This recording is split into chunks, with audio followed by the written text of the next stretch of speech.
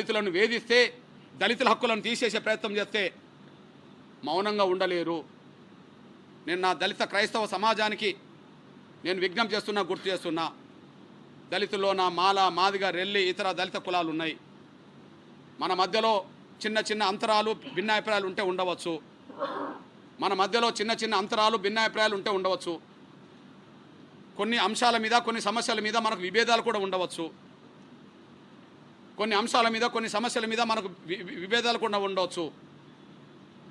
అయినప్పటికీ ఆ విభేదాలను, ఆ భిన్న భిన్న ఉండే అంశాలను మనం తగ్గించుకుందాం.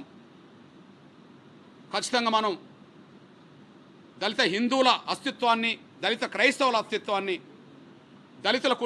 హిందువులకు ఉండే స్వేచ్ఛను, దళిత క్రైస్తవులకు ఉండే స్వేచ్ఛను కాపాడుకునే దిశగా మనం ముందుకు సాగుదాం. ఖచ్చితంగా ఇట్లాంటి దుర్మార్గమైన చర్యల్ని తిప్పికొట్టే విషయంలో అందరం కలిసి అన్నదమ్ముల్లాగా మనం ముందుకు సాగుదాం. కొన్ని విషయాల్లో మనకు భిన్నాభిప్రాయాలు ఉండవచ్చు.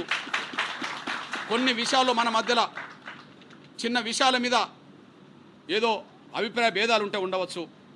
అయినప్పటికీ ఇది టోటల్గా మన దళితుల అస్తిత్వం, ఆత్మగౌరవ సమస్య. ఇది ఉమ్మడి సమస్య. దీన్ని ఎదుర్కోవాల్సిన బాధ్యత కూడా మన అందరి మీద ఉన్నది. ఆ విషయంలో ఒకరి మధ్యలో ఒకరికి ఉండబడే అపోహలను తగ్గించుకుందాం. భిన్నాభిప్రాయాలను కూడా తగ్గించుకుందాం.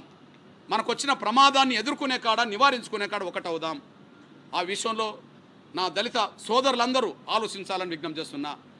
అదే సమయంలో అక్కడక్కడ సోషల్ మీడియాలో లేకపోతే ఇతరత్ర మీడియాలో మాలా మాదిగల మధ్యలో ఏదైనా చిన్న సమస్య ఉత్పన్నమవుతే దాన్ని పెద్దదిగా చేసే ప్రయత్నం ఎంఆర్పిఎస్ వైపు నుండి చేయొద్దని, మాలా వైపు నుండి కూడా చేయొద్దని, మన మధ్యలో చిన్న అభిప్రాయాలు, భేదాలు, ఆయా గ్రామాల్లో చిన్న సమస్యలు ఉన్నా కూడా అది సామరస్యంగా పరిష్కరించుకునే దిశగానే, అది అన్నదమ్ముల్లాగా పరిష్కరించుకునే దిశగానే మనం ముందుకు సాగుదాం.